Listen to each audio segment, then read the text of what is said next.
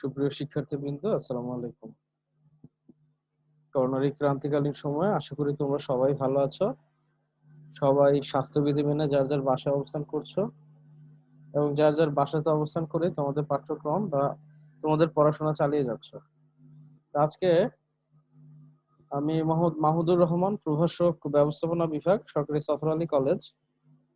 আমি মূলত বাজারজাতকরণ ব্যবস্থাপনা বা মার্কেটিং ম্যানেজমেন্টের ক্রিয়েটিং বা বিল্ডিং স্ট্রং ব্র্যান্ড ইকুইটি বা শক্তিশালী ব্র্যান্ড ইকুইটি কিভাবে গড়ে তোলা যায়, একটা ব্র্যান্ডকে কিভাবে শক্তিশালী করে তোলা যায় বাজারে, এবং কার্যকর ব্র্যান্ড অবস্থান গ্রহণ, এবং কিভাবে এটা এই একটা ব্র্যান্ড কার্যকরভাবে একটা বাজারে অবস্থান গ্রহণ করতে পারে, সেই বিষয়গুলো নিয়ে আমরা আলোচনা করব।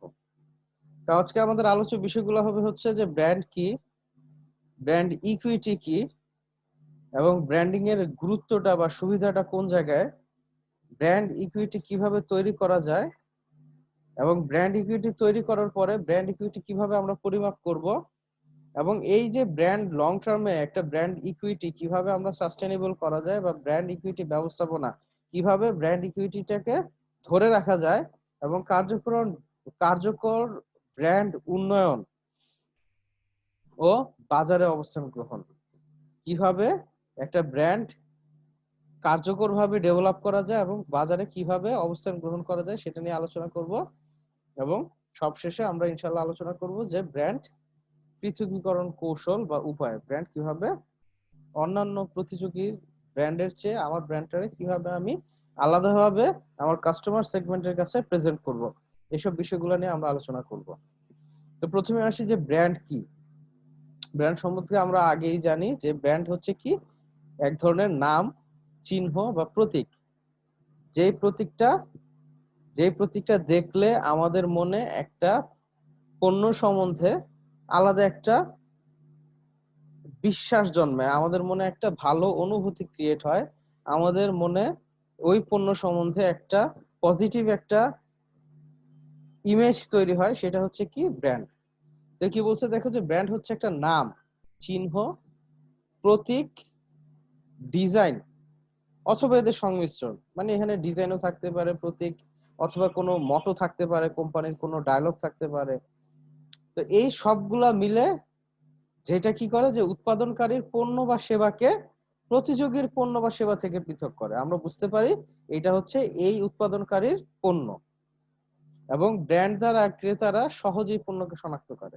এই ব্র্যান্ডটা দেখে ক্রেতারা কি হয়, যে অন্যান্য কোম্পানি বা অন্যান্য প্রতিযোগী প্রতিষ্ঠানের থেকে তার একটা প্রতিষ্ঠানের পণ্যকে আলাদা করতে পারে।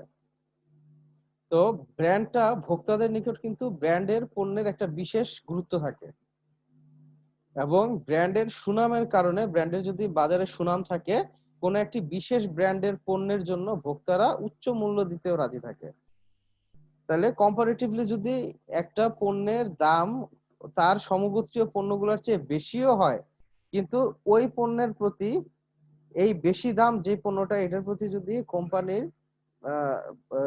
যদি ভোক্তাদের একটা স্যাটিসফ্যাকশন থাকে, তারা যদি তার এই এই পণ্যের ব্র্যান্ডটা সম্বন্ধে যদি তারা পরিচিত হয়, এবং তারা যদি এই ব্র্যান্ড সম্বন্ধে যদি তাদের ফেইথ থাকে, তাহলে কি অনেক সময় তারা মনে করে কি, যে না, এটা থেকে আমরা যে পরিমাণ স্যাটিসফ্যাকশন পাবো, ওইটা এই ধরনের ভ্যালু বা এই ধরনের দামের উপযোগী পণ্য হচ্ছে এই ব্র্যান্ডটা। এই কারণে তারা কি করে, যে কম্পারেটিভলি একটু বেশি দাম দিয়েও কি করে, ওই ব্র্যান্ডের পণ্যটা ক্রয় করে।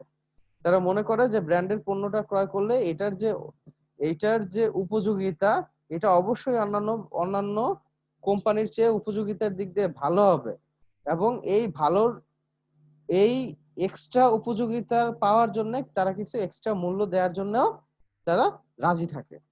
এই কারণে একজন উৎপাদনকারী সবসময় চেষ্টা করে কি, ব্র্যান্ডের সুনাম বৃদ্ধি করার জন্য, একটা ব্র্যান্ড মার্কেটে পরিচিত করা, এই ব্র্যান্ডটা কিভাবে মানুষকে উদ্বুদ্ধ করা বেশি মাত্রায় কেনানোর জন্য, এবং এটার সুনাম ছড়ায় দেওয়ার জন্য কিভাবে ছড়ায় দেওয়া যায়, এটা কিন্তু একটা বাজারজাতকারী চেষ্টা করে।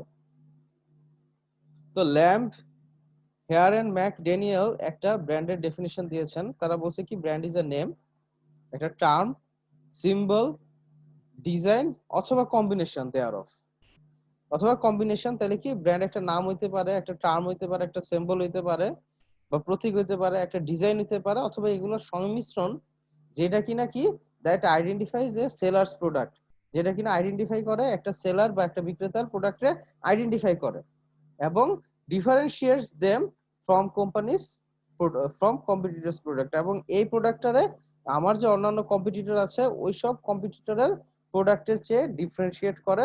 এ হচ্ছে ব্র্যান্ড। তো আমরা পরবর্তীতে আসি যে ব্র্যান্ড ইকুইটি কি। এতক্ষণ আমরা জানলাম ব্র্যান্ড হচ্ছে কি, যে ব্র্যান্ড হচ্ছে কোনো ধরনের নাম, কোনো ধরনের চিহ্ন, কোনো ধরনের প্রতীক, যেটা দিয়ে কিনা আমি বুঝতে পারি এই পণ্যটা কোন কোম্পানির, এবং যেটা কিনা প্রতিযোগীদের থেকে ডিস্টিংগুইশ করে এটা হচ্ছে এই কোম্পানির পণ্য। আমি অন্যান্য বাজারে অনেক পণ্যের ভিড়ে আমি এই পণ্যটা আলাদা করতে পারি যে এটা হচ্ছে এই, যেমন অনেক জুতার ভিড়ে আমি অ্যাপেক্স এর একটা জুতা আলাদা করলাম যে না এটা হচ্ছে অ্যাপেক্স কোম্পানির জুতা, এবং এটা একটা আলাদা আলাদা একটা ইমেজ ক্রিয়েট করা আমার মধ্যে যে না এই জুতাটা ভালো হবে। তাহলে ওইটা হচ্ছে ব্র্যান্ড। আর তাহলে ব্র্যান্ড ইকুইটিটা কি? এই যে এটা যে আমার মনে একটা আলাদা একটা ইমেজ তৈরি করলো, এটা যে আমার মনে একটা ইমেজ তৈরি করলো যে না এইটা অন্যান্য পণ্যের চেয়ে, অন্যান্য জুতাগুলোর চেয়ে এই অ্যাপেক্স এর জুতাটা ভালো হবে, এই যে একটা পজিটিভ একটা ইমেজ, এটাই হচ্ছে ব্র্যান্ড ইকুইটি বা ব্র্যান্ডের সুনাম। তাহলে ব্র্যান্ডের ভ্যালু বা ব্র্যান্ডের সুনামই হচ্ছে ব্র্যান্ডের ইকুইটি। এবং এই যে ব্র্যান্ডের সুনাম বা ব্র্যান্ডের ইকুইটি, এটা কিন্তু একটা প্রতিষ্ঠানের জন্য অনেক বড় মূল্যবান সম্পদ। তো ব্র্যান্ডের সুনামটা একটা প্রতিষ্ঠানের জন্য সম্পদ। ক্রেতারা মনে করে ক্রেতার মনে একটা বিশেষ ব্র্যান্ডের প্রতি দুর্বলতা থাকে, যার কারণে ক্রেতা অনেক প্রতিযোগী পণ্যের ভিড়ে ওই ব্র্যান্ডটাই ক্রয় করে। তো ব্র্যান্ডের ভাবমূর্তি, পরিচিতি বা আনুগত্যের কারণে ব্র্যান্ডের ভ্যালু বেড়ে যায়। তাহলে ব্র্যান্ডের ভ্যালু যখন বাইরে যায়, ব্র্যান্ডের ভ্যালু যদি বেড়ে যায় ওইটাই হচ্ছে ব্র্যান্ডের ইকুইটি তৈরি করে। যখন ব্র্যান্ডের ভাবমূর্তি, ব্র্যান্ডের পরিচিতি এবং ব্র্যান্ডের অনুগত কাস্টমারের সংখ্যা বেড়ে যায়, তখন কি এটা হচ্ছে একটা ব্র্যান্ড ইকুইটি তৈরি করলো। তো ব্র্যান্ডের এই ভ্যালুই হচ্ছে ব্র্যান্ড ইকুইটি। ব্র্যান্ড ইকুইটির কারণে ক্রেতা বেশি দাম দিয়ে হলেও তার পছন্দের ব্র্যান্ডটির পণ্য কিনতে রাজি থাকে। ব্র্যান্ড ইকুইটি হচ্ছে ব্র্যান্ডের ভাবমূর্তি অথবা ব্র্যান্ডের সুনাম, যেটা কিনা ব্র্যান্ডকে প্রতিযোগিতামূলক সুবিধা প্রদান করে। তাহলে আমরা কি করি, প্রতিযোগী পণ্যের থেকেও আমরা ওই ব্র্যান্ডের প্রোডাক্টটা পছন্দ করি বেশি। তাহলে কি এটা তার কিন্তু একটা কম্পিটিটিভ অ্যাডভান্টেজ প্রদান করে এই ব্র্যান্ড ইকুইটি। তো বিয়ার্ডেন, ইনগ্রাম এবং লাফার্জ কি বলছে দেখো, যে brand equity is the value. তাহলে brand equity is the value a brand has. তাহলে একটা ব্র্যান্ডের যে ভ্যালু আছে, একটা ব্র্যান্ডের নামের যে একটা ভ্যালু আছে, এটাই হচ্ছে brand equity in the market place due to reputation and goodwill. তাহলে ডিউ টু রেপুটেশন এবং গুডউইল, একটা সুনাম এবং সুনামের কারণে, একটা গুডউইলের কারণে একটা ব্র্যান্ডের যে মার্কেট ভ্যালু, এটাই হচ্ছে ব্র্যান্ড ইকুইটি। তো আমরা এরপরে দেখি যে ব্র্যান্ডের ভূমিকা, সুবিধা বা গুরুত্ব। তো ব্র্যান্ডটা কেন দরকার? আমি যে একটা প্রোডাক্ট ব্র্যান্ডিং করব, আমি যে চেষ্টা করব এই ব্র্যান্ডটা সবাই জানুক, আমি বিভিন্নভাবে চেষ্টা করব এই ব্র্যান্ডের প্রোডাক্টটা সবাই কিনুক, এটার গুরুত্বটা কোন জায়গায়, সুবিধা কি? তো এটা কয়েকটা দৃষ্টিকোণ থেকে দেখা যায়। প্রথমে আমরা দেখি ভোক্তার দৃষ্টিকোণ থেকে, যে একটা ব্র্যান্ডের পণ্য বা একটা ব্র্যান্ড ভোক্তার কি কি সুবিধা দেয়। তাহলে কি ফার্স্টে পণ্য শনাক্ত করা। অনেক অনেক পণ্য, কোনো ভালো কোয়ালিটি খারাপ কোয়ালিটির পণ্যের মধ্যে থেকে একটা ভালো কোয়ালিটির পণ্য শনাক্ত করার জন্য এই ব্র্যান্ডটা খুব দরকার একজন ভোক্তার কাছে। এরপরে কি মানের নিশ্চয়তা। একটা ব্র্যান্ডের প্রোডাক্ট কি করে, একটা মানের গ্যারান্টি দেয়, যেটা কিনা একটা ভোক্তার জন্য খুবই দরকারি। ভোক্তা একটা ব্র্যান্ডের প্রোডাক্ট কিনে মনে করে সে এনশিওরড হয়, সে মানের দিক দিয়ে নিশ্চিত হয়। এরপরে কি সময় ও শ্রম সাশ্রয়। যখন একটা ভোক্তা একটা ব্র্যান্ডের প্রোডাক্ট দেখে এবং এই ব্র্যান্ড সম্বন্ধে তার একটা ভালো ধারণা থাকে, তখন সে কি করে, খুব তাড়াতাড়ি কিন্তু সে অনেক পণ্যের ভিড়ে এটা আইডেন্টিফাই করে এই পণ্যটা কিনতে পারে। এতে কি হয়, তার সময় এবং শ্রম সাশ্রয় হয়। প্রতারণা থেকে সুরক্ষা। অনেক ধরনের নকল পণ্য আছে, অনেক ধরনের বাজে কোয়ালিটির পণ্য আছে, এগুলোর মধ্যে থেকে একটা ভালো ব্র্যান্ড কি করে, একটা ক্রেতাকে প্রতারণা থেকে সুরক্ষা প্রদান করে। আইনগত সুরক্ষা, যেহেতু ব্র্যান্ডের প্রোডাক্ট গুলা কোম্পানি একটা বিভিন্ন ধরনের এটাকে কি বলে যে ওয়ারেন্টি গ্যারান্টি বা বিভিন্ন ধরনের আফটার সেলস সার্ভিসের মাধ্যমে ভোক্তাকে নানা ধরনের সুবিধা দেয়, এবং ভোক্তা যখন ওই ব্র্যান্ডের প্রোডাক্ট কিনে সে কিন্তু আইনগত সুরক্ষা পায় যে না কোনো ধরনের যদি ফাংশনালিটি দেখা যায় অথবা কোনো ধরনের সমস্যা হয় কোনো পণ্যে, এটা কিন্তু সে আইনের আশ্রয় পাবে এবং সে ওই কোম্পানির থেকে উপযুক্ত প্রতিকার পাবে। আচ্ছা, এরপরে আসি যে মর্যাদা বৃদ্ধি। একটা ব্র্যান্ডের প্রোডাক্ট কেউ যখন ইউজ করে কোনো ভোক্তা, তার কিন্তু আলটিমেটলি তার সোশ্যাল স্ট্যাটাস, তার মর্যাদা এমনিতেই বেড়ে যায়। পুন ক্রয়ের সহায়তা, কারণ আমি একটা ব্র্যান্ডের পণ্য কিনলাম, যে কোনো ব্র্যান্ড বলতে এটা ভালো ব্র্যান্ড হইতে পারে, খারাপ ব্র্যান্ড হইতে পারে। ওই ব্র্যান্ডের প্রোডাক্টটা কিনে আমার ভালো লাগলো, তাহলে কি নেক্সট টাইম আমি ওই পণ্যটা দেখে, ওই ব্র্যান্ডটা দেখে, ওই প্রতীকটা দেখে, ওই ডিজাইনটা দেখে, ওই লগোটা দেখে আমি কিনবো। আর যদি আমার কাছে ভালো লাগলো না, আমি কিন্তু ইচ্ছা করলে আমি ওই পরেরটা ওইটা অ্যাভয়েড করতে পারবো যে না, এই প্রোডাক্টটা ভালো না, এই এই লগোর বা এই ডিজাইনের যে যে এই কোম্পানির প্রোডাক্টটা ভালো না। তো এতে পুন ক্রয়ে কিন্তু একটা ব্র্যান্ড সহায়তা করে। আমি ইচ্ছা করলে ব্র্যান্ডটা দেখে আইডেন্টিফাই করতে পারি এটা কি ভালো হবে না খারাপ হবে। এবং পণ্যের তুলনা মূলত কি, তো পণ্য ক্রেতা কি করে, বিভিন্ন ব্র্যান্ডের পণ্যগুলোরে তাদের বৈশিষ্ট্যের ভিত্তিতে একটা তুলনা করতে পারে যে এই ব্র্যান্ডের এই দিকটা ভালো, ওই ব্র্যান্ডের এই দিকটা ভালো, আমি কোন ব্র্যান্ডের প্রোডাক্টটা কিনবো। আচ্ছা, পরবর্তীতে কি, যে বাজারজাতকারীর দৃষ্টিকোণ থেকে ব্র্যান্ডিং এর গুরুত্ব। যে মার্কেটে যে কিনা বাজারজাতকরণ করছে, তার থেকে কি, যে ভাবমূর্তির সৃষ্টি। সে যখন একটা মার্কেটে ভালো ভালো প্রোডাক্ট বাজারজাতকরণ করে, তার কিন্তু একটা মার্কেটে তার আলাদা ভাবমূর্তি তৈরি হয়। তারপর দেখো যে নকলের বিরুদ্ধে সুরক্ষা। একটা ব্র্যান্ড কিন্তু শুধু যে একটা মার্কেটে একটা মানে ভোক্তারা শুধু চেনে ব্র্যান্ডের, কিন্তু সুবিধা ওইটাই না। ব্র্যান্ড কি করে, বাজারজাতকারীকে এই তার পণ্যের নকল হওয়ার থেকে একটা সুরক্ষা দেয়। ইচ্ছা করলেই তার ব্র্যান্ডটা, তার পণ্যের ডিজাইনটা, পণ্যটা নকল করতে পারে না। এটার আইনগত সুরক্ষা কিন্তু বাজারজাতকারী পায় এই ব্র্যান্ডের কারণে। পণ্য সারি বর্ধিতকরণের সহায়তা। এটা কি, যে আগে আমি ধরো যেমন তীর সয়াবিন তেল, আগে শুধু ধরো তীর সয়াবিন তেল ছিল, এরপরে তারা কি করলো, তারা আচ্ছা একটা তীর আটা বাই করলো, তারপরে ধরো তীর ময়দা, তারপরে ধরো তীর পানি। তাই এটা কি, যে একটা ব্র্যান্ড যখন খুবই ওয়েল নোন হয়ে যায়, সব খুব পরিচিতি লাভ করে, তখন কিন্তু এই পণ্য সারি ইচ্ছা করলে আমরা সেই একই ব্র্যান্ডের নতুন নতুন পণ্য ওই ব্র্যান্ডে আমি অ্যাড করতে পারি। এবং ওই ব্র্যান্ড ইমেজ থাকার কারণে কিন্তু ওই পণ্যগুলা কিন্তু প্রথম থেকে খুব ভালো চলবে, যদি আহ, ওই ব্র্যান্ডটার একটা ভালো ইমেজ মার্কেটে থাকে।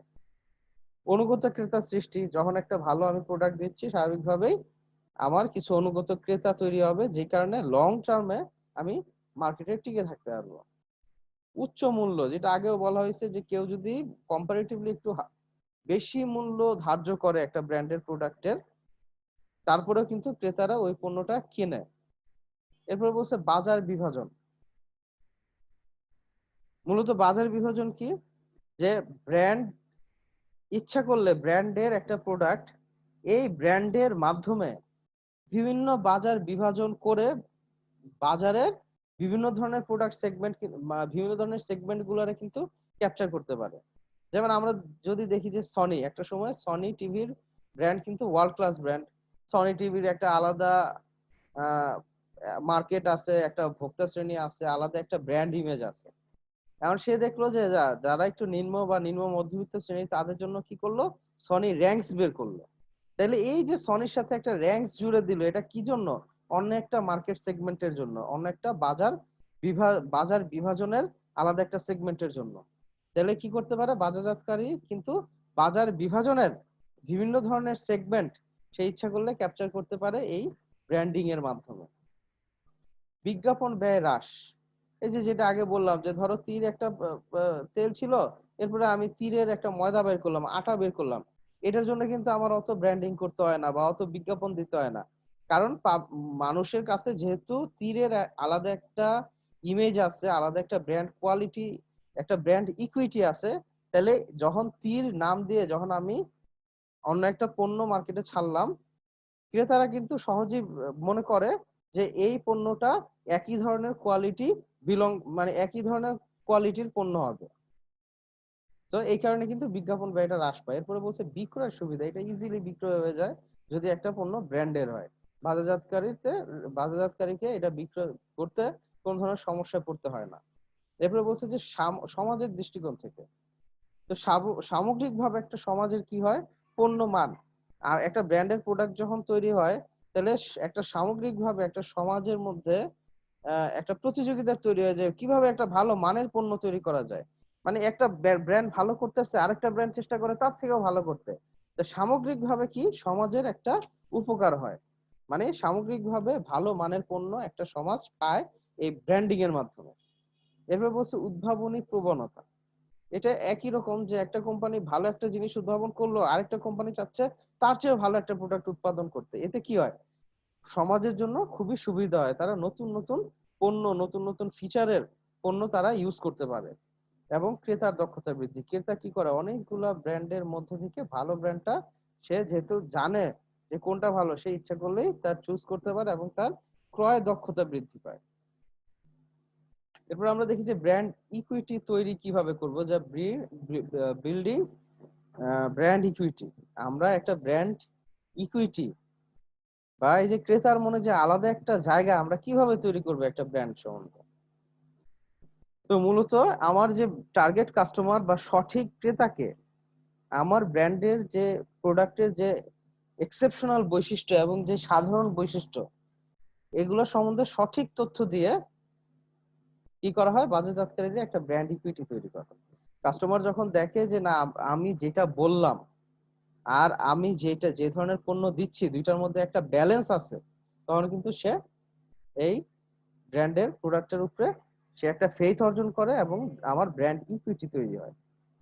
তো বলা হয়েছে যে দেখো যে 3 সেট প্রধান ব্র্যান্ড ইকুইটি বা চালিকা শক্তি। তাইলে এই 3টা উপাদান আছে যেটা কিনা ব্র্যান্ড ইকুইটির প্রধান চালিকা শক্তি। যে ব্র্যান্ড ইকুইটি তৈরির ক্ষেত্রে এই 3টা বিষয় খুবই গুরুত্বপূর্ণ। একটা হচ্ছে কি ব্র্যান্ড উপাদান বা পরিচিতি। তো ব্র্যান্ড উপাদান বলতে কি, ব্র্যান্ড উপাদান বলতে হচ্ছে কি যে ব্র্যান্ডের নাম, ব্র্যান্ডের লোগো, ব্র্যান্ডের চিহ্ন, হ্যাঁ ব্র্যান্ডের যে স্লোগান, ব্র্যান্ডের মটো যেটা, হ্যাঁ ব্র্যান্ডের চরিত্র, অথবা এই ব্র্যান্ডের যে একটা মরুকীকরণ, যে একটা ডিফারেন্ট মরুকীকরণ, তো সবগুলা হচ্ছে ব্র্যান্ড উপাদান বা পরিচিতি। মানে আমি যেইভাবে আমার ব্র্যান্ডটারে ডিস্টিংগুইশ করতেছি অন্যান্য ব্র্যান্ড থেকে, তো এইটাই হচ্ছে কি ব্র্যান্ড উপাদান বা ব্র্যান্ড পরিচিতি। আচ্ছা, আরেকটা হচ্ছে পণ্য ও সেবা এবং সকল সংযুক্ত বাজারজাতকরণ কার্যক্রম ও সহযোগী বাজারজাতকরণ কর্মসূচি। বিষয়টা বলছে যে ব্র্যান্ডের যে প্রধান ব্র্যান্ড ইকুইটির অর্জন করতে গেলে বা ক্রেতার মনে একটা আলাদা স্থান তৈরি করতে গেলে কি হইতে হবে, আমার পণ্য এবং সেবায় এক্সেপশনাল হইতে হবে, এবং একই সাথে সাথে আমার যে বাজারজাতকরণ কার্যক্রম আছে এবং অন্যান্য সহযোগী বাজারজাতকরণ কার্যক্রম আছে, এগুলার ক্ষেত্রেও কি করতে হবে, আমার ডিফারেন্ট এবং কোয়ালিটি মেনটেন করতে হবে। আর আরেকটা বলছে কি অন্য কোন পরিচিতি যুক্ত করে পরোক্ষভাবে ব্র্যান্ডের সাথে স্থানান্তর। এটা দেখো ব্র্যাকেটে বলে দেওয়া হয়েছে ব্যক্তি, স্থান বা বস্তু। আচ্ছা, অনেক সময় আমরা দেখি কি যে যেমন ধরো যে কোনো ক্রিকেটার সাকিব হাসান বা মাশরাফি বিন মুর্তজা বলতেছে যে আমি এই প্রোডাক্টটা ইউজ করি, আপনারা ইউজ করে দেখেন। তাহলে কি করতেছে, তিনি একটা সত্যায়ন করতেছে যে আমি এই প্রোডাক্টটা ইউজ করে, এটা একটা ভালো দিক আছে এই প্রোডাক্টটার, আপনারা ইউজ করে দেখতে পারেন প্রোডাক্টটা ভালো। তাহলে অন্য কোন পরিচিতি যুক্ত করে পরোক্ষভাবে কি করা যায়, ব্র্যান্ডটার সাথে একটা স্থানান্তর করা যায় বা ব্র্যান্ডটারে আলাদা একটা পর্যায়ে পৌঁছানো যায়। একটা ভালো ব্যক্তি যখন সত্যায়ন করে, আহ, একটা ভালো আহ মানের ব্যক্তি যখন একটা পণ্য সত্যায়ন করে, তাহলে কিন্তু মনে করা হয় ওই পণ্যটাও ভালো মানের হবে। আচ্ছা, তো ব্র্যান্ড ইকুইটি তৈরির জন্য এগুলো কিন্তু খুব ইম্পর্টেন্ট। আচ্ছা, এখন ব্র্যান্ড ইকুইটি তৈরির ক্ষেত্রে একজন বাজারজাতকারীকে কতগুলা কাজ করতে হয়। তো প্রথমেই যেটা করতে হয় এটা হচ্ছে কি ব্র্যান্ড উপাদান পছন্দ করা। তো ব্র্যান্ড উপাদান পছন্দ করা, কিছুক্ষণ আগে আমি যেটা বললাম যে ব্র্যান্ড উপাদান যেটা কি, যে যে কোনো ধরনের নাম, ব্র্যান্ডের লগো, ব্র্যান্ডের চিহ্ন, ব্র্যান্ডের স্লোগান বা ব্র্যান্ডের হ্যাঁ মটো, এই জিনিসগুলো হচ্ছে ব্র্যান্ড উপাদান। আমার ব্র্যান্ডটা কেমন হবে, আমার ব্র্যান্ডটা কি দিয়ে আমি আমার এই প্রতিষ্ঠানকে রিপ্রেজেন্ট করব, এইটা হচ্ছে পছন্দ করা প্রথমে। তো এই পছন্দটার কিছু মাপকাঠি আছে, যে আমি যে পছন্দ করব যে আমার একটা লগো পছন্দ করব যে আমার লগোটা এইরকম হবে, ওইটা কিন্তু হুট করে পছন্দ করলে হবে না, এটার মধ্যে কিছু মাপকাঠি বা কিছু ক্রাইটেরিয়া এটা ফুলফিল করতে হবে। একটা হচ্ছে স্মরণযোগ্য, আমি আমার ব্র্যান্ডটার এমন একটা নাম বা এমন একটা লগো দিলাম যেটা মানুষ ইজিলি স্মরণ করতে পারে, সে দেখে এটা দেখলেই বুঝতে পারে এটা ওই কোম্পানি। বা আমার নাম এমন একটা সিম্পল নাম রাখলাম বা সুন্দর সুন্দর কিন্তু সিম্পল নাম রাখলাম, সে তার কাছে এটা মনে রাখা তার জন্য ইজি হয়। এত কঠিন একটা নাম রাখলাম, সে মনেই করতে পারলো না, তাহলে তো মার্কেটে গিয়ে সে বলতে পারবে না ওই আমার ওই প্রোডাক্টটা দেন। আচ্ছা, তাইলে হচ্ছে স্মরণযোগ্য হইতে হবে, আমি যে ব্র্যান্ড উপাদান পছন্দ করব এটা স্মরণযোগ্য হইতে হবে, এটা অর্থপূর্ণ হইতে হবে। অর্থপূর্ণ কি, এটা দিয়ে কিছু যে আমি যে ধরনের প্রোডাক্ট তৈরি করতেছি এটা ওই ধরনের প্রোডাক্ট, মানে এটা যদি একই ধরনের অর্থ মিন করে তাহলে সবচেয়ে বেশি ভালো হয়। যেমন আমি যদি ব্যথানাশক ওষুধ দেখি যে একটা ব্যথানাশক ওষুধের নাম হচ্ছে নো পেন, তাহলে আমি বুঝতেছি এই নো পেন এটা অনেকটা কি ব্যথানাশক ওষুধ। পিঁপড়া মারার ওষুধ বা তেলাপোকার মারার ওষুধ হচ্ছে ফিনিশ। তাহলে এই বিষয়টা কি, এটা হচ্ছে অর্থপূর্ণ। এই নামগুলা বা এটার লগো গুলা কি করতেছে, এটারে ডিফাইন করতেছে এই জিনিসটা কি করবে। এরপরে আসো যে পছন্দনীয়, মানে জিনিসটা অ্যাস্থেটিক হইতে হবে, জিনিসটা মানে এটা একটা অন্য একটা অ্যাপিল ক্রিয়েট করতে হবে, এটা একটা অন্যরকম আবেদন তৈরি করতে হবে, নামটা শুনলেই আমার কাছে ভাল লাগবে এরকম একটা নাম দিতে হবে, এটা যাতে পছন্দনীয় হয়। এত বাজে একটা নাম দিব যাতে কেউ পছন্দ না করে, তাহলে কিন্তু এটা ভালো হবে না। এখন আমি যদি সাবানের নাম দিই পচা সাবান, তাহলে কি এটা হয়? তাহলে এটা কিন্তু ব্র্যান্ডের যে, আমি যদি ব্র্যান্ডের উপাদান পছন্দের মাপকাঠি এটা কিন্তু আসলে ফুলফিল করতেছে না। তো বিষয়টা হচ্ছে এই কারণে কিন্তু এটা লং টার্মে সাস্টেইন করতে পারে নাই। তো বিষয়টা হচ্ছে এমন একটা নাম দিব যেটা অ্যাস্থেটিক হবে, সুন্দর হবে, সবার মনে একটা আলাদা একটা ইমেজ ক্রিয়েট করবে। এরপরে কি স্থানান্তরযোগ্য, যেমন যেটা বললাম যে তীরের, আমি একটা তীরের সয়াবিন তেল ছিল, ওইটা আমি কি করলাম আরেকটা প্রোডাক্ট লাইনে গেলাম যে তীরের ময়দা, তীরের আটা, তীরের সুজি। তো এই যে স্থানান্তরযোগ্য এমন একটা জিনিস করলাম, এমন একটা নাম দিলাম, এমন একটা মটো দিলাম যেটা কিনা আমি ভ্যারাইটি সেক্টরে ইউজ করতে পারি। তো সেটাই হচ্ছে ব্র্যান্ড নামটা হতে হবে এমন হইতে হবে যাতে এটা বিভিন্ন ক্ষেত্রে আমি ইচ্ছা করলেই আমি স্থানান্তর করতে পারি। এরপর বলছে খাপ খাওয়ানোর উপযোগী, আমি এমন একটা লোকাল একটা নাম দিলাম যেটা কেউ বুঝতে পারতেছে না এটা, অথবা এমন একটা লোকাল নাম দিলাম যেটা ইন্টারন্যাশনাল মার্কেটে গিয়ে একটা বাজে একটা সাউন্ড রিপ্রেজেন্ট করতেছে, তাহলে কিন্তু এটা হবে না। তাহলে কি ব্র্যান্ডটা এমন হইতে হবে যেটা সব জায়গায় গেলে মোটামুটি একটা ইমেজ ক্রিয়েট করে, যে এটা এমন একটা, মানে এটা যদি আমি মানে একটা বিদঘুটে একটা স্থানীয় নাম দেই যেটা কিনা অন্য কালচারে বা অন্য জায়গায় গিয়ে এটা একটা বাজে মিনিং করে, আমি যদি ওইরকম একটা প্রোডাক্টের একটা ওইরকম নাম দিই, এই প্রোডাক্টটা কিন্তু ওই কালচারে বা ওই জায়গায় গিয়ে চলবে না। তাহলে প্রোডাক্টের আমার এমন একটা নাম দিতে হবে যেটা কিনা আহ সকল পরিবেশে, সকল সংস্কৃতিতে, সকল পরিবেশে খাপ খাওয়াইতে পারে। আরেকটা বলছে সুরক্ষা উপযোগী, আমি ব্র্যান্ডের নামটা এমন দিব যাতে এটা আমারে এই যে কপিরাইট ইস্যু থেকে সুরক্ষা দেয়। এটা কি হবে, অন্য সবার সাথে মিলবে না এবং অন্য কেউ ইচ্ছা করলে আমার নামটা কপি করতে পারবে না। আমি চেষ্টা করব এমন একটা নাম দেওয়ার জন্য, এমন একটা লোগো, এমন একটা মটো দেওয়ার জন্য। তো প্রথমে আমরা বললাম কি যে ব্র্যান্ড উপাদান পছন্দ করা।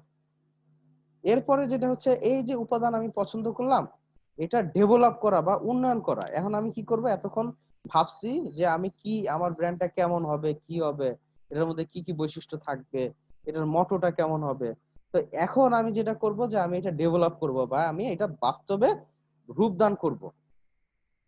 আচ্ছা, এরপরে কি যে সামগ্রিক বাজারজাতকরণ করণ কার্যক্রম ডিজাইন করা। তো সামগ্রিক বাজারজাতকরণ কার্যক্রম মানে যে একটা ব্র্যান্ড শুধুমাত্র কিন্তু বিজ্ঞাপন দিয়েই তৈরি হয় না। আমি ভালো ভালো বিজ্ঞাপন দিলাম আর পাবলিককে এটা একটা ব্র্যান্ড ক্রিয়েট হয়ে গেল, বিষয়টা কিন্তু এরকম না।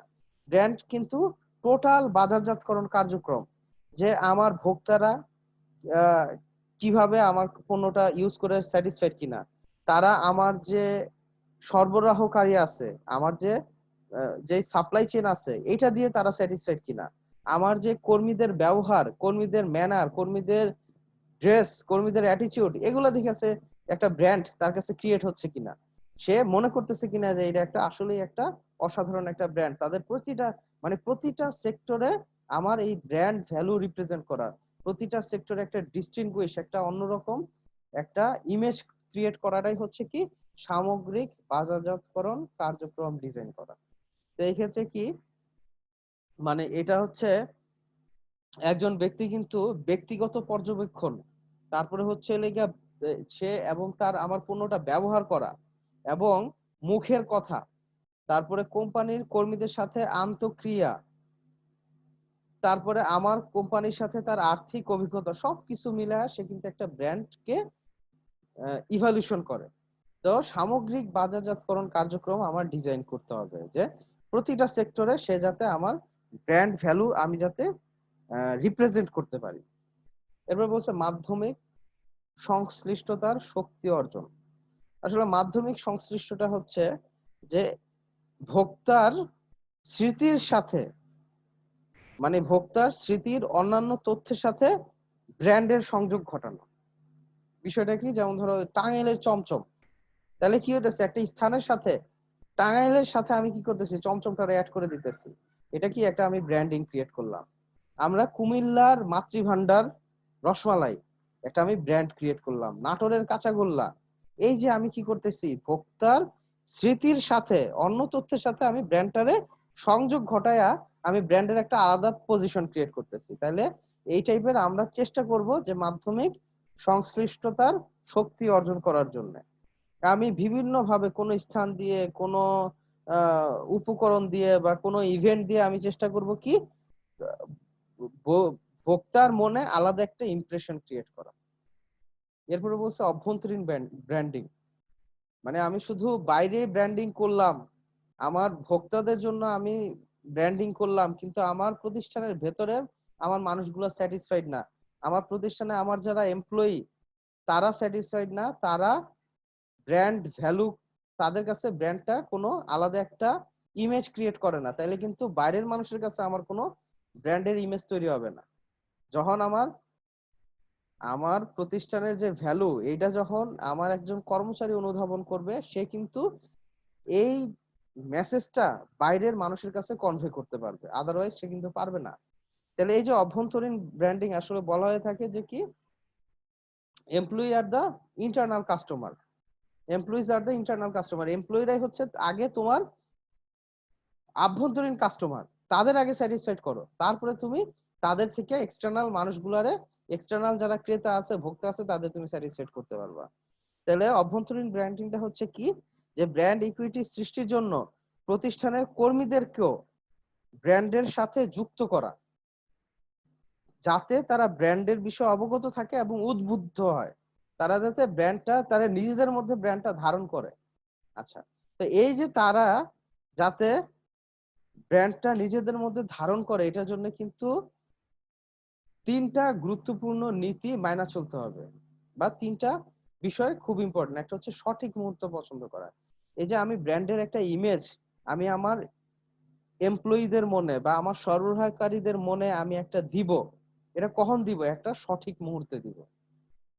যেমন কোম্পানি একটা নতুন বাজারজাতকরণ কার্যক্রম হাতে নিচ্ছে, এই ক্ষেত্রে আমি কি করলাম, আমার এমপ্লয়ীদের সাথে একটা পার্টির আয়োজন করলাম এবং একটা তাদের এটা সম্বন্ধে ভালোভাবে ইনফর্ম করলাম।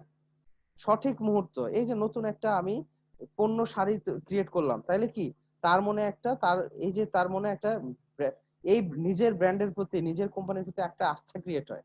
এই আস্থা থেকে কি করে সেই এই মেসেজটা তার প্রতিষ্ঠানের যে বাহ্যিক কাস্টমার বা যারা ভোক্তা আছে তাদের কাছে সে মেসেজটা পাস করতে পারে। এরপরে বলছে কি অভ্যন্তরীণ ও বাহ্যিক বাজারজাতকরণ যুক্ত করা। বিষয়টা হচ্ছে কি অভ্যন্তরীণ এবং বাহ্যিক আমার যে মেসেজ গুলা যাবে, মানে প্রতিষ্ঠানের ক্রেতাদের যে বার্তা আমি দিব এই ব্র্যান্ড সম্বন্ধে, ঠিক একইভাবে কর্মীদেরও সেম বার্তা দিব যে আমার প্রতিষ্ঠানটা এরকম খুব ভালো করতেছে, আর কর্মীদের বললাম ভালো করতেছে না, তোমাদের বেতন দিতে পারবো না, বিষয়টা ওইটা না। আমি আমার বাইরে যেমন বলবো যে না আমার প্রতিষ্ঠানটা 1 নাম্বার, ঠিক একইভাবে আমার এমপ্লয়ীদেরও বুঝাবো না তোমায় যেই প্রতিষ্ঠানে কাজ করতেছো এটা 1 নাম্বার। এরপরে যেটা কর্মীদের জন্য ব্র্যান্ডকে জীবন্ত করা। তো ব্র্যান্ডকে জীবন্ত করা কি, যে মানে অভ্যন্তরীণ যোগাযোগটা কর্মীদের, যেটা বললাম যে এমন ভাবে করতে হবে তাদের সাথে যোগাযোগ এমন তথ্যবহুল হইতে হবে তাদের সাথে, এই কর্মীদের সাথে যোগাযোগটা, এবং এমন উদ্দীপনামূলক হইতে হবে তারা যাতে মোটিভেটেড হয় এবং তারা যাতে ব্র্যান্ডটারে মনে করে না আমার ব্র্যান্ডটা খুবই ভালো। তাহলে টাইম টু টাইম কি করতে হবে, তাদের বিভিন্ন ধরনের আহ তথ্যবহুল তথ্য দিয়ে, বিভিন্ন ধরনের কোম্পানির অ্যাচিভমেন্টের তথ্য দিয়ে তাদের কি করতে হবে, তাদের কাছে ব্র্যান্ডটারে জীবন্ত করতে হবে।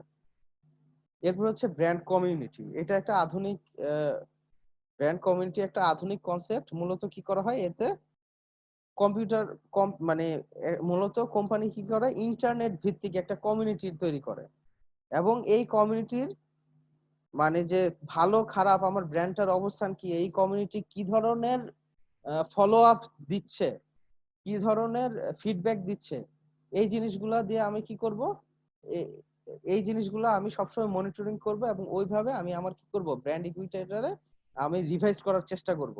তাহলে কি হবে, আমার ব্র্যান্ড ইকুইটি তৈরি হবে এবং এটা লং টার্মে আমার ব্র্যান্ড ইকুইটি মার্কেটে বজায় থাকবে। তো পরবর্তীতে আমরা যেটা দেখি যে ব্র্যান্ড ইকুইটি পরিমাপ। আমি যে এই যে ব্র্যান্ড ইকুইটি তৈরি করলাম এটা আমি পরিমাপ করব কিভাবে। তো ব্র্যান্ড ব্র্যান্ড তৈরির কার্যক্রম কতটুকু সফল হইলো, আমি যে ব্র্যান্ডটা তৈরি করতে যাচ্ছি এটা কতটুকু সফল হলো তা জানা, এবং প্রয়োজনীয় পদক্ষেপ গ্রহণের জন্য, এবং কতটুকু সফল হইলো এবং প্রয়োজনীয় পদক্ষেপ গ্রহণের জন্য ব্র্যান্ড ইকুইটি পরিমাপ করা প্রয়োজন। ব্র্যান্ড ইকুইটিকে সঠিকভাবে কাজে লাগানোর জন্য বাজারজাতকারী 2টি বিষয় পরিপূর্ণভাবে জানতে হয়। তাহলে বিষয়টা কি, আমার যে ব্র্যান্ড ইকুইটি আছে, ভোক্তার মনে আমার পণ্যের একটা আলাদা জায়গা আছে, তাহলে এই যে আলাদা একটা জায়গা আমার যে ক্রিয়েট হয়েছে ভোক্তার মনে, এটা কি কারণে ক্রিয়েট হয়েছে, এবং এই এই আমার ব্র্যান্ড ইকুইটিটা ভালোভাবে কাজে লাগানোর জন্য আমার কি করতে হবে, 2টা বিষয় পরিপূর্ণভাবে জানতে হবে। একটা হচ্ছে কি ব্র্যান্ড ইকুইটির উৎস, মানে অন্য প্রতিযোগীর চেয়ে আমার প্রোডাক্টের মধ্যে এমন কি গুণ আছে যেটা কিনা আমাকে ব্র্যান্ড ইকুইটি তৈরি করতে সাহায্য করছে, বা ভোক্তার কাছে যেটা খুবই পছন্দের, এটা আমার জানতে হবে। এবং এগুলো কিভাবে আগ্রহের ফলাফলকে প্রভাবিত করে, এবং এই যে আমার যে ব্র্যান্ড ইকুইটি তৈরি হয়েছে যেসব বৈশিষ্ট্যের কারণে, এই বৈশিষ্ট্যগুলার মধ্যে চেঞ্জ আনলে এইটা আমার যে ভোক্তা শ্রেণী তাদের মানসিকতার মধ্যে কি ধরনের ফলাফল তৈরি করে, এটা আমার জানতে হবে। আর আরেকটা বিষয় কি, কিভাবে এসব উৎস ফলাফল সময়ের সাথে সাথে পরিবর্তিত হয়। একটা সময় আমার একটা পণ্যের একটা বৈশিষ্ট্য একটা ভোক্তার কাছে খুবই ভালো লাগতো, এখন আর ওইটা অত ভালো লাগতেছে না, তাইলে তার কাছে কি ভালো লাগতেছে, এই যে এই যে ব্র্যান্ড ইকুইটির উৎস, এটা সময়ের সাথে সাথে কিভাবে চেঞ্জ হচ্ছে এইটা আমার বুঝতে হবে। তাহলে 2টা জিনিস, যে আমারে ব্র্যান্ড ইকুইটির উৎসটা কি, আর এটা কিভাবে চেঞ্জ হচ্ছে টাইম টু টাইম, এই 2টা আমার সবসময় মনিটরিং করতে হবে। আচ্ছা, তো ব্র্যান্ড ইকুইটি পরিমাপ করার মূলত 2টা পদ্ধতি আছে। একটা হচ্ছে কি ব্র্যান্ড নিরীক্ষা, আরেকটা হচ্ছে ব্র্যান্ড অনুসরণ, একটা হচ্ছে ব্র্যান্ড অডিটিং, আরেকটা হচ্ছে ব্র্যান্ড ট্র্যাকিং। তো ব্র্যান্ড অডিটিংটা কি, তো অডিটিংটা হচ্ছে, আচ্ছা ফিলিপ কটলার একটা ভালো ডেফিনিশন দিয়েছেন, দেখো কি বলছে উনি, যে ফিলিপ কটলার বলছে যে ব্র্যান্ড নিরীক্ষা হচ্ছে ব্র্যান্ডের স্বাস্থ্য পরিমাপ করা, ব্র্যান্ড ইকুইটির উৎস অনুসন্ধান।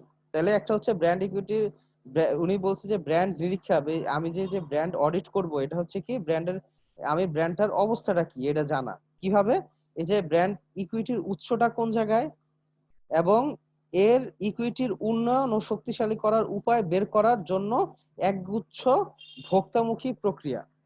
তাহলে কি বলছে যে ফিলিপ কটলার বলছেন ব্র্যান্ড নিরীক্ষা হচ্ছে ব্র্যান্ডের স্বাস্থ্য পরিমাপ, ব্র্যান্ড ইকুইটির উৎস অনুসন্ধান ও এর ইকুইটি উন্নয়ন ও শক্তিশালী করার উপায় বের করার জন্য একগুচ্ছ ভোক্তামুখী প্রক্রিয়া।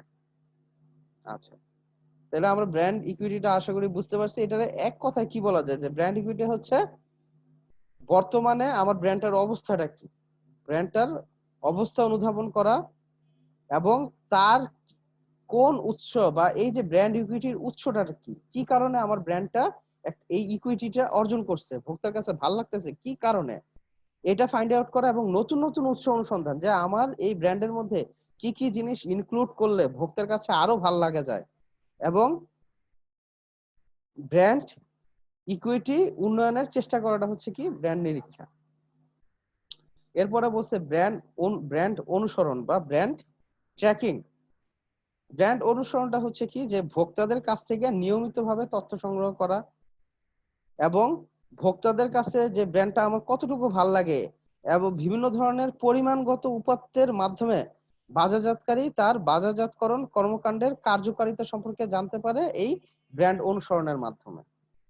আচ্ছা, তো ব্র্যান্ড একটা হচ্ছে নিরীক্ষা, আরেকটা ব্র্যান্ড অনুসরণ, আর আরেকটা প্রক্রিয়া আছে সেটা হচ্ছে কি ব্র্যান্ড মূল্যায়ন। তো ব্র্যান্ড ভ্যালুয়েশন বা ব্র্যান্ড মূল্যায়নটা কি হচ্ছে যে ব্র্যান্ড মূল্যায়ন হচ্ছে ব্র্যান্ডের সার্বিক আর্থিক মূল্য পরিমাপ করা। আমি যে বললাম যে ব্র্যান্ড একটা সম্পদ, ব্র্যান্ড সুনাম বা ব্র্যান্ড ইকুইটি হচ্ছে আমার জন্য সম্পদ।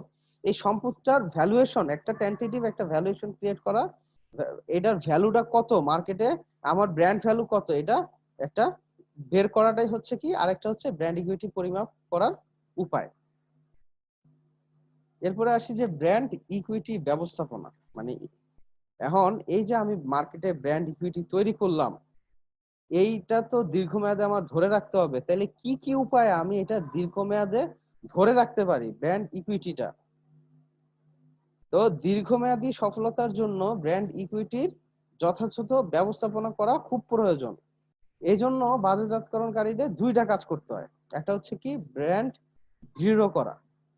তো ব্র্যান্ড দৃঢ় দৃঢ় করা জিনিসটা কি যে কোম্পানির যে কষ্ট অর্জিত যে একটা সম্পদ যেটা কিনা ব্র্যান্ড, এটা নিশ্চয়ই ব্র্যান্ডের একটা ব্র্যান্ড, অবশ্যই কোম্পানি অনেক কষ্ট করে এই একটা ব্র্যান্ড ভ্যালু ক্রিয়েট করতে হয়।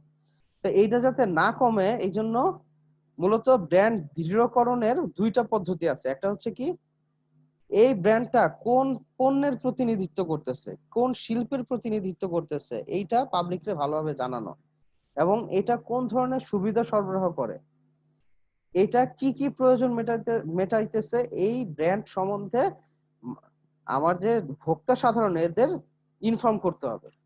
আর আরেকটা কি যে ব্র্যান্ডটা কিভাবে এই পণ্যটারে অন্য পণ্য থেকে আলাদা করছে, কিভাবে আমার পণ্যটা এই ব্র্যান্ডের পণ্যটা অন্য পণ্য থেকে উৎকৃষ্ট, এটার কোন দিকটা শক্তিশালী বা কোন দিকটা ভালো,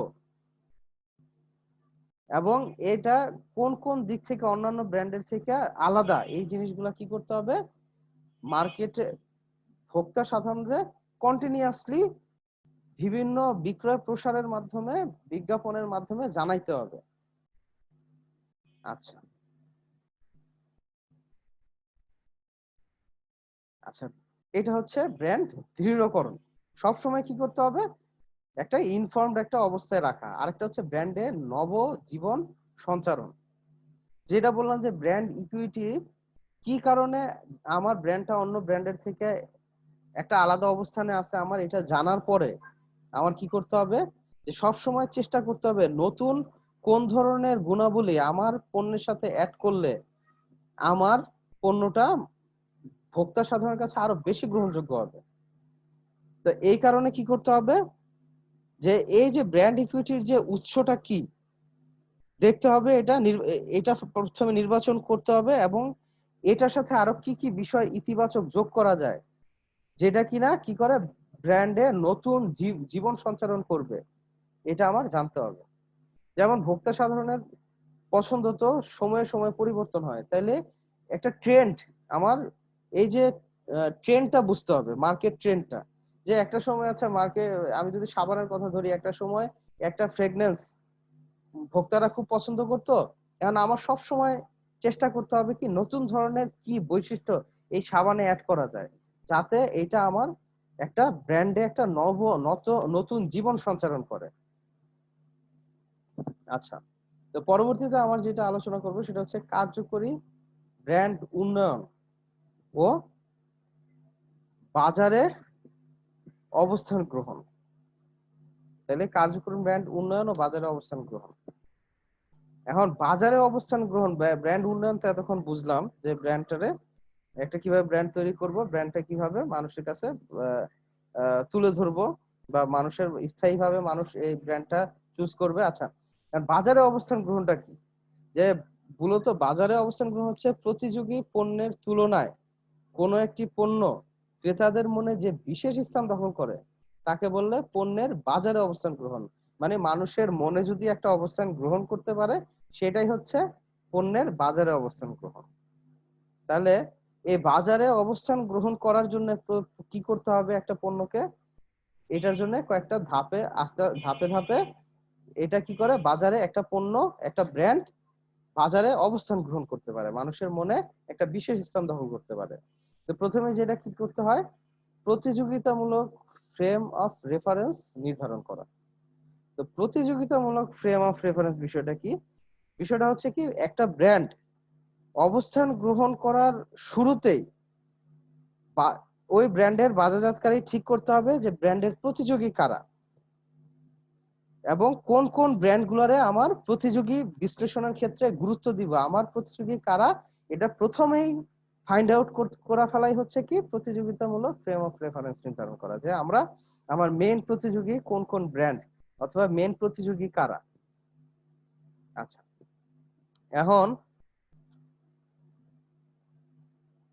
তাইলে এইটা কয়েকটা কিভাবে করব আমরা? এটা করব এই যে প্রতিযোগিতামূলক ফ্রেম অফ রেফারেন্স নির্ধারণ করব আমরা কি, প্রথমেই আমরা প্রতিযোগী শনাক্তকরণ করব। প্রতিযোগী শনাক্ত করা বা ব্র্যান্ডের শ্রেণী সদস্য নির্ধারণ। তো ব্র্যান্ডের শ্রেণী সদস্য, এই যে বলছে যে ব্র্যান্ডের শ্রেণী সদস্য নির্ধারণ বলতে কি, শ্রেণী সদস্য কারা? তো শ্রেণী সদস্য হচ্ছে যেসব ব্র্যান্ড মানে এই ব্র্যান্ডটার সাথে প্রতিযোগিতা করে এবং যারা একই কাজ করে বা একই শিল্পে আছে, এবং যারা একই ধরনের শিল্পে আছে, একই ধরনের পণ্য উৎপাদন করে, এবং এই যে যারা কিনা এই ব্র্যান্ডটার সাথে প্রতিযোগিতা করবে, তারাই হচ্ছে কি এই ব্র্যান্ডের শ্রেণী সদস্য। ঠিক আছে? তাহলে একটা পেপসির শ্রেণী সদস্য কারা? কোকা কোলা। পেপসির শ্রেণী সদস্য কারা? আহ হচ্ছে ধরো আরসি কোলা, তারপরে ভার্জিন, মোজো। এটা হচ্ছে কি যারা একই ধরনের পণ্য তৈরি করতেছে, একই যারা এই ব্র্যান্ডের সাথে প্রতিযোগিতা করছে, তারা হচ্ছে শ্রেণী সদস্য। তাহলে প্রথমে কি করতে হবে, এই ব্র্যান্ডের শ্রেণী সদস্য নির্ধারণ করা, এই যে এই একই শ্রেণীতে কারা কারা আছে, কারা কারা আমার মেন প্রতিযোগী। এরপরে কি, এটা দুইটা, এই যে আমি যে প্রতিযোগী শনাক্ত করব, এটা কিন্তু দুইটা ভাবে করা যায়। একটা হচ্ছে কি শিল্প ভিত্তিক দৃষ্টিভঙ্গি, যেমন এর কিছুক্ষণ আগে বললাম যে একটা শিল্প এখানে ফ্যাক্ট। যেমন যে সকল কোম্পানি একই দামে একই ক্রেতাদের সমজাতীয় পণ্য বা সেবা দিচ্ছে, তারাই হচ্ছে কি এই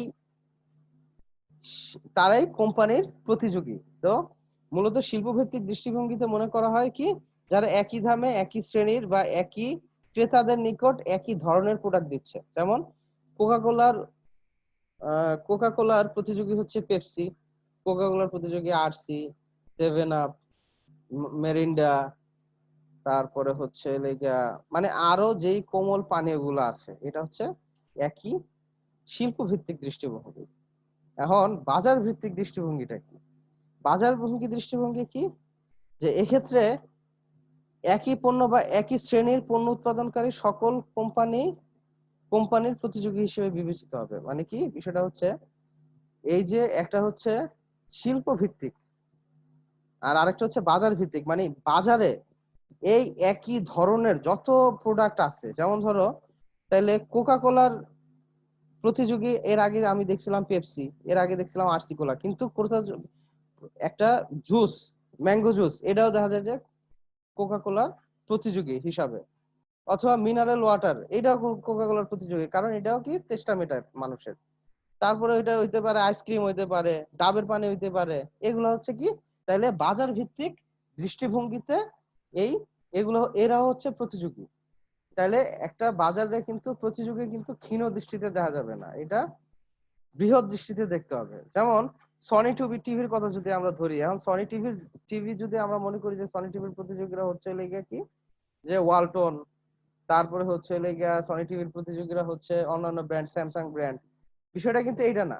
দেখা গেল যে একটা সময় টিভির পরিবর্তে কি আসলো, মানুষের বাসায় বাসায় কম্পিউটার আসলো, এবং তারা টিভি কার্ড ইউজ করে সেইখানে টিভি দেখতে পারতেছে। তাহলে এই যে কম্পিউটার এবং টিভি কার্ড, এটাও কিন্তু সনি টিভির প্রতিযোগী। আচ্ছা, এরপরে তাহলে আমরা প্রতিযোগী শনাক্ত করলাম, এরপরে প্রতিযোগী বিশ্লেষণ করব। তো আমরা কিভাবে করব, এটা সর্ট অ্যানালাইসিস এর মাধ্যমে করব। আমরা জানি যে স্ট্রেংথ, উইকনেস, অপরচুনিটি, থ্রেট, বা এটা কি, যে শক্তি, তারপরে দুর্বলতা, অপরচুনিটি হচ্ছে সুযোগ, আর থ্রেট হচ্ছে আহ এটাকে কি বলে, যে থ্রেট হচ্ছে লেগে কি, যে এটা হচ্ছে বাইরের একটা এক্সটার্নাল একটা ফোর্স থেকে যে থ্রেট আসা। হ্যাঁ, একটা থ্রেট, যাই হোক। তো প্রতিযোগী বিশ্লেষণ করতে হবে, আমার স্ট্রেংথ দেখতে হবে, এবং এই প্রতিযোগীদের, মূলত প্রতিযোগীদের শক্তি, তাদের শক্তির জায়গাটা দেখতে হবে, তাদের দুর্বলতার জায়গাটা দেখতে হবে, এবং আমার মার্কেটে এই প্রতিযোগী থাকার পরে কি ধরনের সুযোগ সুবিধা আছে এটা দেখতে হবে, এবং এই প্রতিযোগীদের থেকে কি ধরনের থ্রেটের মুখে আমি পড়তে পারি, এই জিনিসগুলা বিশ্লেষণ করতে হবে। তাহলে ফার্স্ট এটা আমরা দেখলাম যে প্রতিযোগিতামূলক ফ্রেম অফ রেফারেন্স নির্ধারণ করা, পরেরটা হচ্ছে কাম্য পার্থক্যের বিন্দু ও সমতার বিন্দু শনাক্ত করা। তো কাম্য পার্থক্যের বিন্দুটা কি, বা পার্থক্যের বিন্দুটা কি? মূলত পার্থক্যের বিন্দু হচ্ছে এমন কিছু সুবিধা বা বৈশিষ্ট্য যেগুলা কিনা ক্রেতা নির্দিষ্ট ব্র্যান্ডের সাথে যুক্ত হিসেবে মনে করে। তারা মনে করে একটা ব্র্যান্ডের পণ্যে এই জিনিসগুলা এমনি থাকবে, এবং মানে তারা মনে করে এই বৈশিষ্ট্যগুলা এই ব্র্যান্ডের সাথে আছে, এবং তারা মনে করে অন্যান্য প্রতিযোগীর ব্র্যান্ডে আমার এই বৈশিষ্ট্যগুলা পাওয়া যায় না। তাহলে অন্যান্য প্রতিযোগীর চেয়ে আমাকে যে বৈশিষ্ট্য পার্থক্য করছে, সেটাই হচ্ছে আমার পার্থক্যের বিন্দু। মানে ভোক্তা যদি মনে করে আমার পণ্যে এই গুণাবলীগুলো আছে যেটা কিনা আমার প্রতিযোগীর নাই, তাহলে এই যে গুণাবলীগুলো, এটাই হচ্ছে আমার পার্থক্যের বিন্দু। এখন পার্থক্যের বিন্দু কি করতে হবে, কাম্য পার্থক্যের বিন্দু নির্ণয় করতে হবে বা শনাক্ত করতে হবে। তো একটা বৈশিষ্ট্য বা সুবিধা পার্থক্যের বিন্দু হিসেবে, মানে আমার পণ্যে একটা বৈশিষ্ট্য আছে, এটা পার্থক্যের বিন্দু হবে কিনা, এটা ক্রেতার কাছে খুব পার্থক্যের বিন্দু হবে কিনা, খুব ভাল লাগবে কিনা, এটা তিনটা বিষয় নির্ধারণ করবে।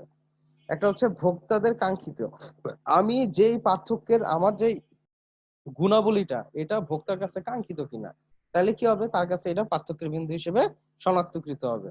আমি এমন একটা ফিচার যোগ করলাম, বৈশিষ্ট্য যোগ করলাম আমার পণ্যে, যেটা কিনা ভোক্তাদের কাছে কাঙ্ক্ষিত না, তাহলে কিন্তু এটা পার্থক্যের বিন্দু হবে না।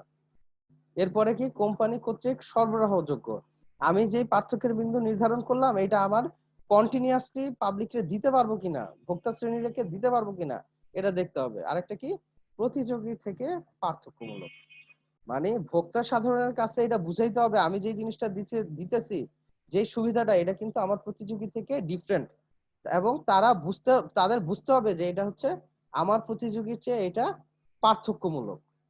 যদি এটা হয় তাহলে এটা হবে আমার পার্থক্যের বিন্দু। আচ্ছা, তো বাজারজাতকারীকে কাম্য পার্থক্যের বিন্দু নির্ধারণ করতে হবে, আমি কি ধরনের বৈশিষ্ট্য দিব যেটা কিনা কাম্য। আচ্ছা, আরেকটা হচ্ছে সমতার বিন্দু। তো সমতার বিন্দুটা কি, সমতার বিন্দু হচ্ছে এমন কিছু বৈশিষ্ট্য যেটা ক্রেতা মনে করে যে একটা ব্র্যান্ড পছন্দের ক্ষেত্রে এগুলো সে স্বাভাবিকভাবে এক্সপেক্ট করে। সে মনে করে যে ব্র্যান্ডের সাথে এই বিষয়গুলা স্বতন্ত্র কোনো বিষয় না, বা এগুলো বিষয় না, অন্যান্য ব্র্যান্ডেরও আছে, কিন্তু একটা ব্র্যান্ড পছন্দের ক্ষেত্রে এই সমতার বিন্দুগুলা ওই ব্র্যান্ডে থাকতে হবে।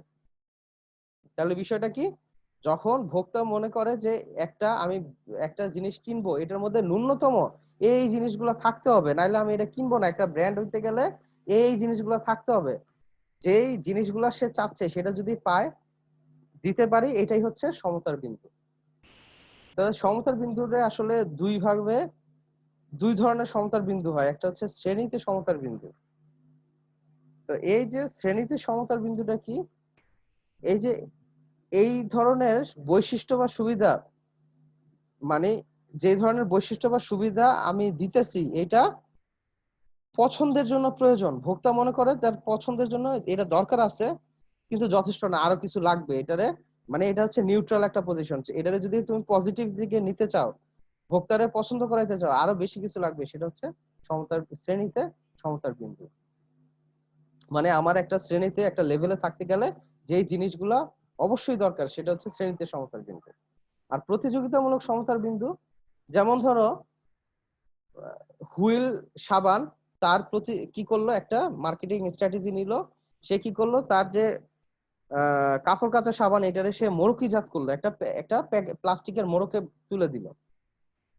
তাহলে সে একটা কি, তার একটা পার্থক্যের বিন্দু ক্রিয়েট হইলো, যে আমার যে তিব্বত সাবান, ধরো আমার তিব্বত সাবানে এটা নাই, কিন্তু হুইলের মধ্যে আছে।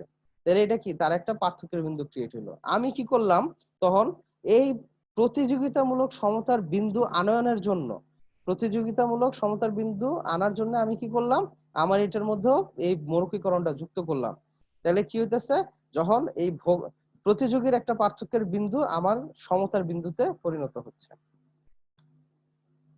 এরপরে কি, সমতার বিন্দু পার্থক্যের বিন্দু পছন্দ করা। এই যে আমি নির্ধারণ করার পরে কি করব, আমি আমার কোম্পানির জন্য, আমার এই পণ্যের জন্য কি ধরনের সমতার বিন্দু থাকবে, কি ধরনের পার্থক্যের বিন্দু থাকবে, এটা পছন্দ করতে হবে। আচ্ছা, এরপরে দেখো যে ব্র্যান্ডের মূল মন্ত্র ডিজাইন করা। এই যখন আমি সমতার বিন্দু আর পার্থক্যের বিন্দু পছন্দ করলাম, এরপরে আমরা কি করতে হবে, ব্র্যান্ডের মূল মন্ত্র ডিজাইন করতে হবে, ব্র্যান্ডের মটো। যেমন যমুনা ব্যাংক, যদি ধরো যমুনা ব্যাংক, সে বলতেছে ইউর ট্রাস্টেড পার্টনার। মানে কি, তুমি এই যে টাকা পয়সার বিষয়ে তুমি যমুনা ব্যাংকে ট্রাস্ট করতে পারো, একটা ব্যাংককে ট্রাস্ট করতে পারতেছো। তাইলে এটাই হচ্ছে কি, তোমার ব্র্যান্ডের মূল মন্ত্র ডিজাইন করা। এই যে একটা মোটো, বা যেমন ধরো গ্রামীণ ফোন, তার মোটোটা কি, যে কাছে থাকুন। মানে সে কি করতেছে, কাছে দূরের মানুষগুলারে কাছে এনে দিচ্ছে। তারপরে এইরকম যে একটা ব্র্যান্ডের মূল মন্ত্র, আমার ব্র্যান্ডটা কি বোঝাইতে চাচ্ছে, বা ব্র্যান্ডের মূল মন্ত্রটা কি, যে আমার ব্র্যান্ডটার মূল কথাটা কি, আমার ব্র্যান্ডটা কি ধরনের বা কি দিতে চাচ্ছে, এটাই হচ্ছে আমার ব্র্যান্ডের মূল মন্ত্র ডিজাইন করা, একটা মটো সিলেক্ট করা। এরপরে বলছে ব্র্যান্ডের অবস্থান গ্রহণ প্রতিষ্ঠা করা। এখন মার্কেটে আমার এই অবস্থান গ্রহণটাকে প্রতিষ্ঠা করা, এটা কি অনেকটা, আমি এভারেস্টের চূড়ায় উঠলাম, কারণ আমি যে এভারেস্টের চূড়ায় উঠলাম, এটারে একটা পতাকা দিয়ে এটারে আমি কি করলাম, ক্লেম করলাম। এটা হচ্ছে কি, ব্র্যান্ডের অবস্থান গ্রহণ প্রতিষ্ঠা করা। এটা কিভাবে, শ্রেণী।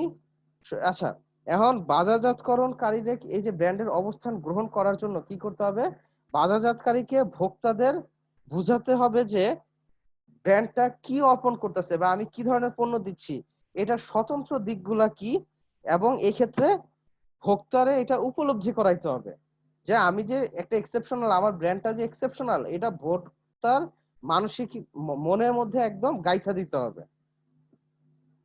এবং ভোক্তাদের বুঝাইতে হবে এই যে আমার ব্র্যান্ডটার শ্রেণী সদস্য, বা আমি কি ধরনের শ্রেণী সদস্য বা কি ধরনের শ্রেণী সুবিধা দিচ্ছি। তাহলে শ্রেণী সদস্য যোগাযোগ করা মানে কি, আমার ভোক্তা শ্রেণীর সাথে যোগাযোগ করা কি নিয়ে, আমি কোন শ্রেণীর সদস্য এটা নিয়ে।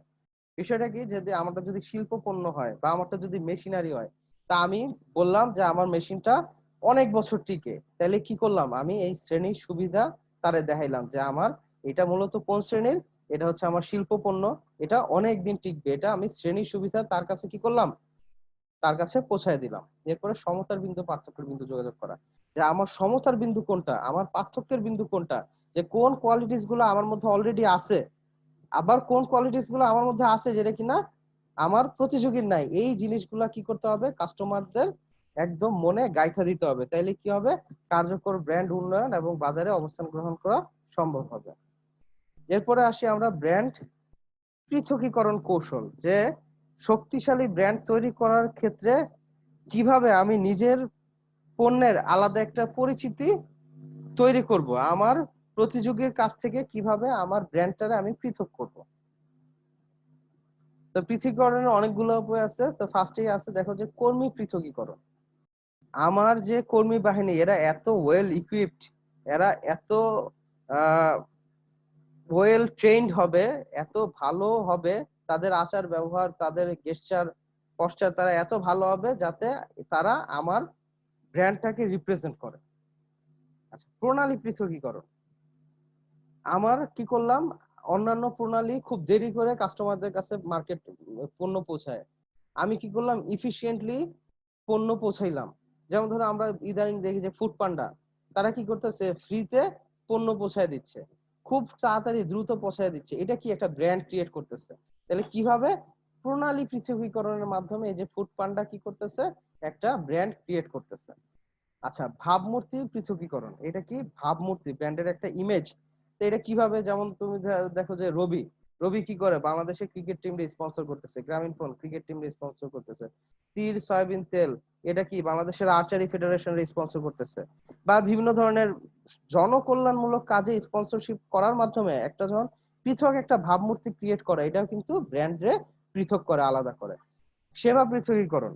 আমি যে শুধু পণ্য পৃথক করলাম এইটাই না, আমি সেবাটা খুব আলাদা, খুব মানে আমি কি করলাম, সেবাটারে খুবই ভালো কোয়ালিটির সেবা দিলাম, আমি দ্রুত একটা সেবা দিলাম, অথবা আমি ক্রেতার সুবিধা মতো জায়গায় পণ্যটা পৌঁছায় দিলাম।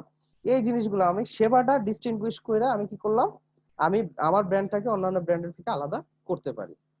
এবার হচ্ছে আবেগীয় ব্র্যান্ডিং। বিষয়টা হচ্ছে কি, আবেগীয় ব্র্যান্ডিংটা হচ্ছে কি, অনেক বাজারজাতকরণ বিশেষজ্ঞ বলছে যে ব্র্যান্ডের অবস্থান, মানে ব্র্যান্ডের অবস্থানটা এমন হতে হবে যাতে যুক্তি আর আবেগীয় উপাদানের সমন্বয় হয়। তাহলে কি ব্র্যান্ডের অবস্থানটা, ব্র্যান্ডের মধ্যে এমন কিছু আহ, সমতার পয়েন্ট আর এমন কিছু পার্থক্যের পয়েন্ট থাকবে যেটা কিনা আমার বুদ্ধি এবং আমার বিবেক দুইটারই হিট করবে। যেমন কি, যেমন আচ্ছা, তো তারা বলছে কি যে এমন ভাবে, যেমন ধরো গ্রামীণ ফোন কি করে আবেগই একটা ব্র্যান্ডিং করে, যে গ্রামীণ ফোন, যেমন গ্রামীণ ফোনের অ্যাড গুলো দেখলেই তুমি বুঝবে এটা গ্রামীণ ফোনের অ্যাড। কারণ কি, একটা আবেগীয় ব্র্যান্ড, তোমার আবেগ নিয়ে সে কি করতেছে, একটা ব্র্যান্ডিং করতেছে গ্রামীণ ফোন রে। তাহলে মানে এমন, আমি আমার সমতার পয়েন্ট আর একটা হচ্ছে আমার পার্থক্যের পয়েন্ট বা সমতার বিন্দু পার্থক্যের বিন্দুর মধ্যে এমন কিছু বৈশিষ্ট্য রাখবো যেটা কিনা একইভাবে আমার আবেগ এবং একইভাবে আমার যুক্তি দুইটাকেই এফেক্ট করবে। আচ্ছা, এরপরে কি ব্র্যান্ড গল্প তৈরি বা গল্প বলা, ওই যে যেটা মাত্র বললাম অনেকটা এরকমই, যে ব্র্যান্ড রূপকের মাধ্যমে একটা ব্র্যান্ড প্রেজেন্ট করা। আমি বলতেছি না তুমি এই পণ্যটা ক্রয় করো, কিন্তু আমি এমন একটা ঘটনা দেখাচ্ছি যাতে তুমি বুঝতে পারতেছো আমি কি মেনশন করতে চাচ্ছি। তাহলে ব্র্যান্ড গল্প তৈরি করা, ব্র্যান্ড কিন্তু আসলে খুব সুমিত তুমি শুধু অ্যাড দিলা আর ব্র্যান্ড ক্রিয়েট হয়ে গেল, এটা না। তাহলে ব্র্যান্ড গল্প তৈরি করা বা একটা প্রতীকের মাধ্যমে কোনো মেসেজ কনভে করা। এরপর বলছে ব্র্যান্ড সাংবাদিকতা। আসলে সাংবাদিকরা অনেক ধরনের কলাম লিখে, অনেক ধরনের আহ, সাংবাদিক আছে যারা কিনা মানে যারা কিনা বিভিন্ন বিষয়ের উপর, বিভিন্ন টপিকের উপর, বিভিন্ন ব্র্যান্ডের উপর, বিভিন্ন কোম্পানির উপর বিভিন্ন ধরনের নিবন্ধ লিখে এটার ভালো খারাপ দিক তুলে ধরে, ইতিবাচক নেতিবাচক। তো তাদের দেয়া যদি একটা ব্র্যান্ডিং করানো যায়, তাদের দেয়া যদি একটা ইতিবাচক বক্তব্য তুলে ধরা যায়, তাহলে কিন্তু একটা ব্র্যান্ড আলাদা একটা স্থানে পৌঁছায় যায়। এরপর হচ্ছে সাংস্কৃতিক ব্র্যান্ড। মূলত এই সাংস্কৃতিক ব্র্যান্ডটা প্রথম যিনি উল্লেখ করছেন এটা হচ্ছে অক্সফোর্ড, মানে অক্সফোর্ড ইউনিভার্সিটির ডগলাস হোল্ড নামের একজন আহ, আহ, ব্যক্তি। তিনি মূলত সাংস্কৃতিক ব্র্যান্ডিং বা কালচারাল ব্র্যান্ডিং কথাটা উল্লেখ করছে। তো এই যে ডগলাস হোল্ড কি বলছে, তিনি বলছেন যে কোম্পানিগুলোর উচিত সাংস্কৃতিক জ্ঞানের সমন্বয়ে নেতৃস্থানীয় ব্র্যান্ড তৈরি করা। মানে কি, যে ব্র্যান্ডকে এমন ভাবে অবস্থান নিতে হবে যাতে সংশ্লিষ্ট সংস্কৃতির সাথে তার সামঞ্জস্যপূর্ণ হয়। আমি সংস্কৃতিরে নেগলেক্ট করে আমি যদি ব্র্যান্ডিং করি, তাহলে ওই ব্র্যান্ডটা ফ্রুটফুল হবে না। তো আশা করি তোমরা সবাই বুঝতে পেরেছো। তোমাদের অসংখ্য ধন্যবাদ যারা এতক্ষণ আমার সাথে ছিল এবং মনোযোগ দিয়ে আমার আহ, আমার লেকচার গুলো শুনেছো।